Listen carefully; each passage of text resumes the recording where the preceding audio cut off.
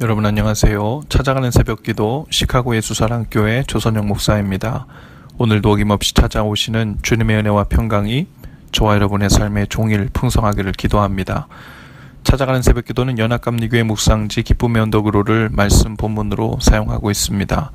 오늘 말씀은 욥기 23장 1절에서 10절까지 말씀입니다. 제가 읽어드리죠. 욥이 대답하여 이르되 오늘도 내게 반항하는 마음과 근심이 있나니 내가 받은 재앙이 탄식보다 무거움이라. 내가 어찌하면 하나님을 발견하고 그의 처소에 나아가랴. 어찌하면 그 앞에서 내가 호소하며 변론할 말을 내 입에 채우고 내게 대답하시는 말씀을 내가 알며 내게 이르시기를 내가 깨달으랴. 그가 큰 권능을 가지시고 나와 더불어 다투시겠느냐? 아니로다. 도리어 내 말을 들으시리라.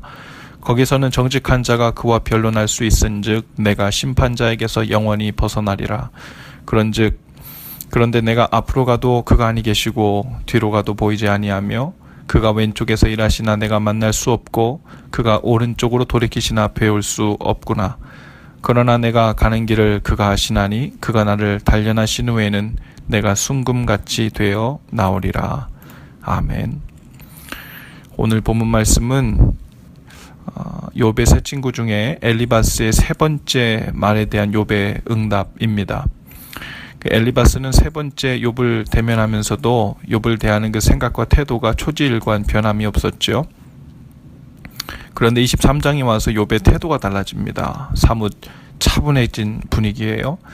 이제는 엘리바스의 말에 격한 반응을 보이지도 않습니다. 미움과 원망도 하지 않아요. 그러면서도 욥은 계속해서 자신의 사정을 하나님 앞에서 토로할 기회가 있었으면 좋겠다고 말합니다. 그리고 속 시원히 하나님으로부터 대답을 들으면 좋겠다고 하죠. 욥은 만일 자신이 하나님을 대면하여 자신의 속마음을 털어놓을 기회가 갖는다면 하나님은 욥의 세 친구들처럼 자신을 비난하지도 않으시고 책망하지도 다투시지도 않으실 것이다. 오히려 자신의 말을 귀 기울여 들으실 것이라고 말합니다. 6절에서 이렇게 고백하죠. 그가 큰 권능을 가지시고 나와 더불어 다투시겠느냐? 아니로다. 도리어 내 말을 들으시리라. 이 말은 하나님께서 지금 자신의 모든 사정을 보고 계시고 알고 계시고 이해하고 계신다는 사실을 믿고 있다는 표현이기도 하지요. 그러한 믿음은 욥에게 있었지만 여전히 삶의 고통은 계속됩니다.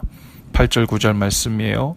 그런데 내가 앞으로 가도 그가 아니 계시고 뒤로 가도 보이지 아니하며 그가 왼쪽에서 일하시나 내가 만날 수 없고 그가 오른쪽으로 돌이키시나 배울 수 없구나. 지금 욥의 심정이 어떨까요?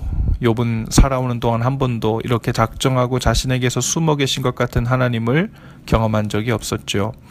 욥은 지금 하나님을 대면하고 싶지만 앞으로 가도 뒤로 가도 보이지 않고 왼쪽 오른쪽 어딜 가도 하나님을 만날 수 없다며 탄식합니다. 그런데 우리가 알기에 하나님은 숨어 계신 분이 아니시죠. 도리어 우리가 어딜 가든 우리와 동행하시며 은혜를 베푸시는 분이십니다. 시편 기자도 139편에서 이렇게 고백하고 있어요. 7절에서 10절까지 말씀입니다. 내가 주의 영을 떠나 어디로 가며 주의 앞에서 어디로 피하리까? 내가 하늘에 올라갈지라도 거기 계시며 수월에 내 자리를 펼지라도 거기 계시니이다. 내가 새벽 날개를 치며 바다 끝에 가서 거주할지라도 거기서도 주의 손이 나를 인도하시며 주의 오른손이 나를 붙드시리이다. 여러분이 말씀을 어떻게 생각하시나요? 욥이 경험하고 있는 하나님과 너무 달라 보이지 않습니까? 하나님은 한 입으로 두 말 하시는 분 아니시죠. 누구는 하늘 끝까지 바다 끝까지 쫓아가셔서 인도해 주시지만 또 누군가는 매몰차게 방치해 두시는 그런 하나님 아니십니다. 하나님은 욥이 부유할 때이든 고통을 당할 때이든 떠나신 적이 없지요. 욥이 이해할 수 없는 고난과 혼란과 영적 방황의 때를 겪고 있을 때에도 하나님은 그 중에서도 욥과 함께 계셨습니다. 이제 욥도 태도를 바꾸어 이렇게 고백합니다. 10절입니다. 그러나 내가 가는 길을 그가 하시나니 그가 나를 단련하신 후에는 내가 순금같이 되어 나오리라. 다시 말하면 욥은 지금 자신이 처한 상황을 정확히 알지는 못하지만 하나님께서 자신의 길을 아시니 그것으로 되었다는 말입니다.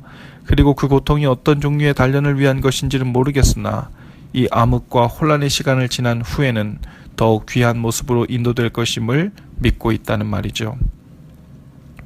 아마도 어떤 분들은 이런 종류의 훈련이나 고난, 고통, 혼란의 시기를 겪는 것을 아주 불편하게 생각할 수 있어요. 주님, 저는 더 성숙해지지 않아도 되니까 제발 주님께서 당장 내 앞에 있는 고통을 치워주세요 라고 말하고 싶을 수 있습니다. 하나님을 잘 믿는 사람의 삶이 형통하지 못해 보이고 욥처럼 고난을 당하고 마치 저주받은 인생처럼 삶이 초라해 보인다면 어떻게 그 모습을 통해 하나님의 살아계심을 나타내고 영광을 드러낼 수 있겠습니까? 하고 생각할 수도 있습니다. 그런데요, 예수님은 욥과 같은 상황을 동일하게 경험하셨지만 도리어 하나님의 살아계심을 드러내셨습니다. 예수님께서 모진 고난을 당하시고 십자가에서 고통당하실 때 하나님은 예수님을 십자가에서 내려오도록 하지 않으셨죠. 그러나 그 모진 고난 속에서도 하나님은 예수님을 떠나지 않으셨습니다. 예수님께 쏟아지는 모욕과 박해를 제재하지도 않으셨고 도리어 예수님께 그 모든 고난을 견딜 수 있는 힘을 주셨습니다. 십자가의 길을 끝까지 가실 수 있도록 도우셨죠. 예수님은 하나님의 도우심으로 마지막 순간까지 하나님의 아들답게 십자가를 지셨고 또한 사명을 감당하셨죠. 그런데 그것이 실패의 모습이었습니까? 그렇지 않죠. 그 모습을 본 한 백부장에서 나온 고백은 실망이다. 결국 하나님은 예수님을 구원하지 않으셨구나.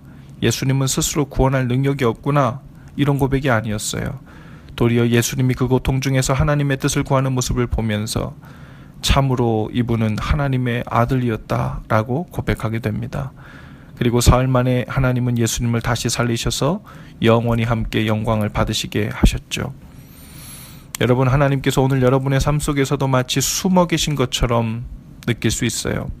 앞으로 가도 뒤로 가도 옆으로 가도 주님이 보이지 않을 수 있습니다. 그러나 주님이 우리와 함께 계신 증거는 바로 그 고통과 멸시, 박해와 혼란 속에서도 주님이 함께 계시고 나의 삶을 인도하고 계시다는 믿음으로 소망 가운데 우리를 두시는 것입니다. 그것이야말로 하나님께서 우리 안에 살아계셔서 역사하고 계신다는 가장 강력한 증거이죠. 하는 일마다 잘 되고 성공하고 형통하는 삶을 통해서도 물론 하나님은 살아계심을 나타내십니다. 그러나 진정으로 하나님이 살아계신 증거는 혼란과 고통 속에서도 주님의 임재하심을 끝까지 믿고 그 길을 계속 걸어갈 수 있도록 힘을 주실 때입니다. 주님께서 여러분의 그 길을 계속 갈 수 있는 힘을 주시고 오늘도 하나님의 살아계신 증거를 우리의 삶 속에서 풍성히 드러내시는 저와 여러분들 다 되실 수 있기를 주님의 이름으로 축복합니다. 기도합시다. 귀하신 주님, 비록 나의 삶 속에 이해할 수 없는 고통과 혼란이 여전히 있지만 그 가운데서도 주님께서 함께 계시고 그 길을 인도하고 계심을 믿게 하옵소서. 주님을 신뢰함으로 이 고난과 혼란의 길을 담대히 걸어가게 하시고 그것으로 하나님의 사람인 증거를 삼고 살게 하옵소서. 예수님의 이름으로 기도합니다. 아멘. 여러분, 오늘도 예수 사랑으로 화이팅입니다. 내일 아침에 다시 찾아뵙지요.